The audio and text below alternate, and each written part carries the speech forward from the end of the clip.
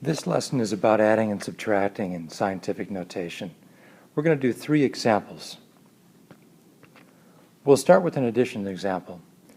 Notice that both scientific notation numbers have the same power. Not the same power, but the same exponent. So when they have the same exponent, we can add the factors in front together and then combine the power that's the same, which is 10 to the third.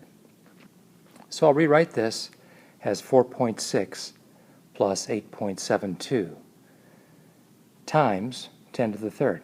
So I just use the distributive property to group the 4.6 and the 8.72 together, since they're both multiplied by 10 to the third.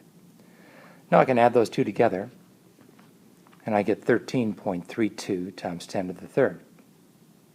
But notice, this is not in scientific notation. So we have to make a translation here. So we're going to rewrite the number 13.32 as 1.332 times 10 to the first, because they mean the same thing. We have to have it just a single digit in front of the decimal to be in scientific notation. But we still have to add on the times 10 to the third at the end to keep it equal to what we had before. Well, now we're almost finished with this example.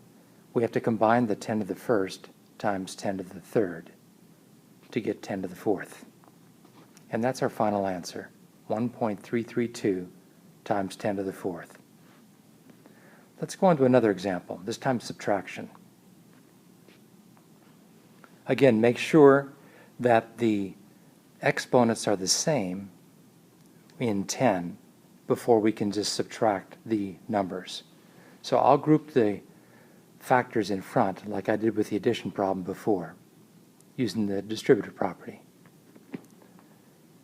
And then what I'm going to do is do the subtraction of 9.8 and 5.3, giving me my answer of 4.5 times 10 to the second. It's in scientific notation because 4.5 is a number between 1 and 10, and the power of 10 is multiplied by that 4.5.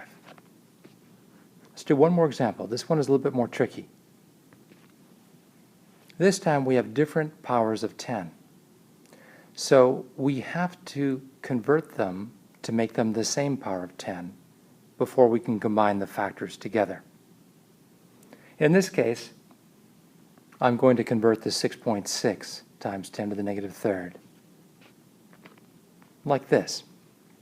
Notice I moved the decimal to the left in 6.6 to get 0.66.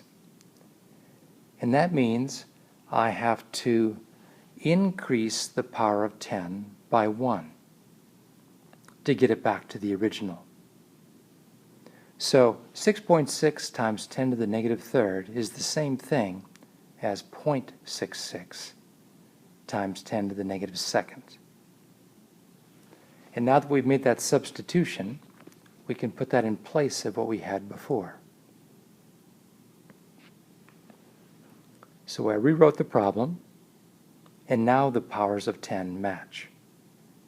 So that's the tricky part with this kind of problem. When the powers of 10 do not match, you have to make a translation in the numbers in order to get the powers of 10 to match. And we'll practice this in class tomorrow. But to get the answer on this one then, we do the subtraction